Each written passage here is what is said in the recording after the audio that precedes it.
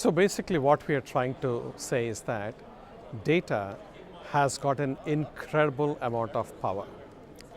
With all the new technology, whether it is sensor technology or it is the connectivity that people have got, so much amount of good data is being generated. And how do you harness this data?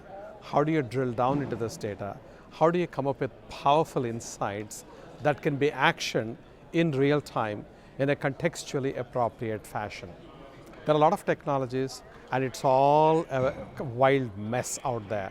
So what we're trying to say is, for CMOs, how can we simplify this? How can we get the right standards? How can we really make sure that they have all the right tools so that they can do good marketing? One of the very important factors here is consumer privacy. Before you put on the hat of a CMO, you have to first be a consumer yourself. And you have to ask, what part of data about me, or what data, if at all, about me do I want a marketer to know?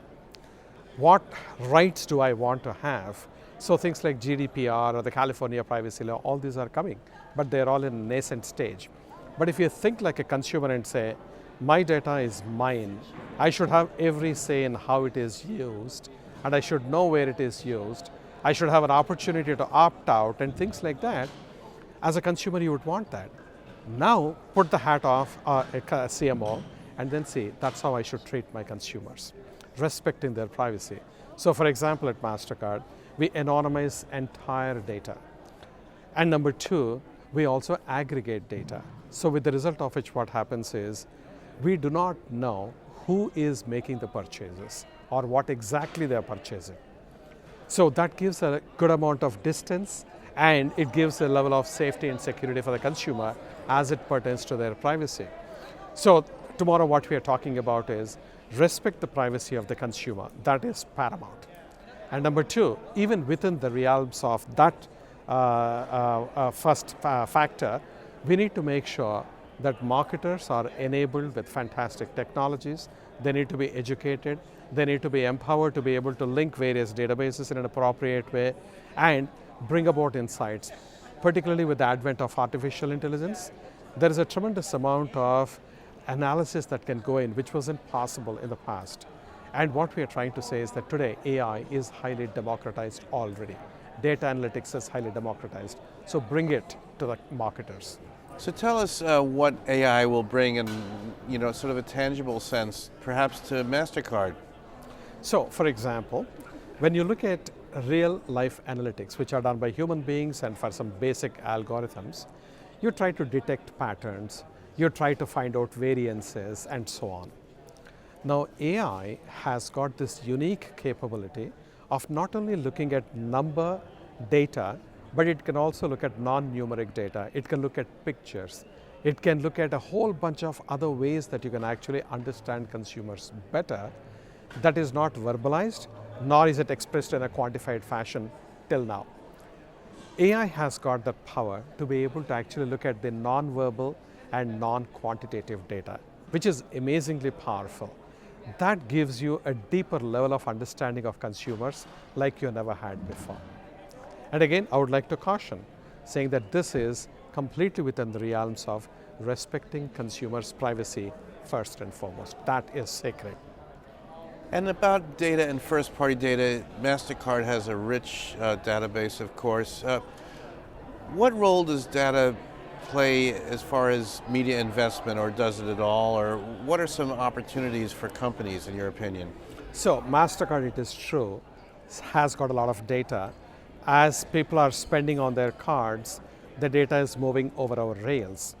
But we don't know who the person is or what exactly they're spending on. We know things like where they are spending, but we know who is spending or what they are spending on. We know the frequencies, we know the intensities and those kind of areas.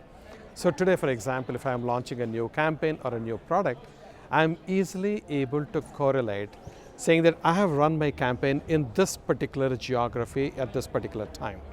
And I can see the result, saying that has my spending on the overall network gone up in that space or not, thereby telling me whether my campaign has worked or not worked. So what we can do actually is, based on those learnings, we can plan our media and all the promotional activities much better in a very, very well-targeted fashion. And you do that yourself or with your agency? Basically, we do a lot of it in-house. So we actually have got a very, very robust data analytics capability within the company, including AI. So some of it has been acquired inorganically, i.e. we bought a couple of companies which are good at AI, and now we have taken them as part of MasterCard. So we have a lot of in-house capabilities with us. And tell us about the experience and your restaurants and sort of what's going on in the physical realm for you guys. This is fun stuff. So this year it has been very, very exciting for us as a company and personally for me. We launched our Symbol brand at the beginning of the year in January. Then we launched our Sonic brand, which is a Sonic identity for MasterCard in February this year, and that's going very well.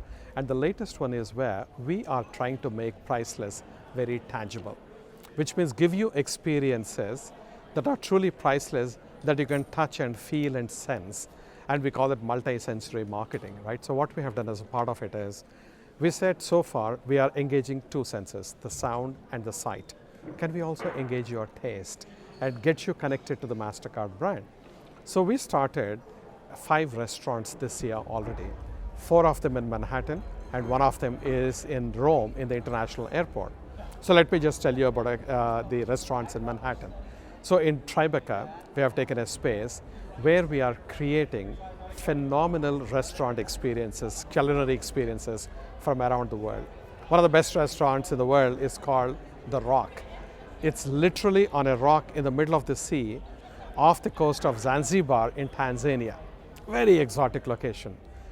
We took that exact one and replicated it as close to humanly possible in Manhattan. So when you go, you feel the sea breeze indoors, I'm talking about in Manhattan.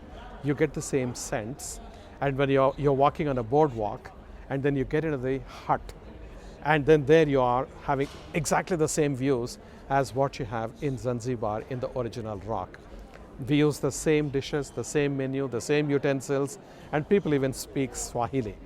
So, and when you sit, there is one portion of it where when you're sitting there, it's like a beach. And through specific visual tricks, so to speak, you get a near real experience as though you're sitting on the beach. You're watching the waves come by, and then slowly the sun starts setting, because it's not a static image in a loop, but actually it is timed beautifully, so you can see the sunset and so on. And when you look around and look through the various windows, you actually see the exact same scenes as you see in the original rock in Zanzibar.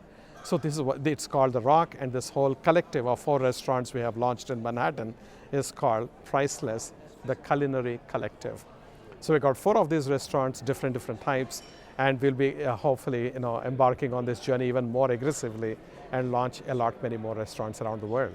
And that helps your brand, is associated, and what do you hope the value of this Immensely. will be? So first, it positions it very firmly as a lifestyle brand. At the end of the day, your payment products are an enabler of your lifestyle. So it's a lifestyle brand, number 1. Number 2, we are engaging you and connecting you to the concept of priceless in a tangible way. So we say that MasterCard gives you something priceless, because in these restaurants in Manhattan, you cannot go in if you do not have a MasterCard. So MasterCard is your key to get in. So that's number 2. And number 3, what we are trying to do is to give the entire experience a kind of a connection to the good things that you can get from MasterCard, even beyond priceless.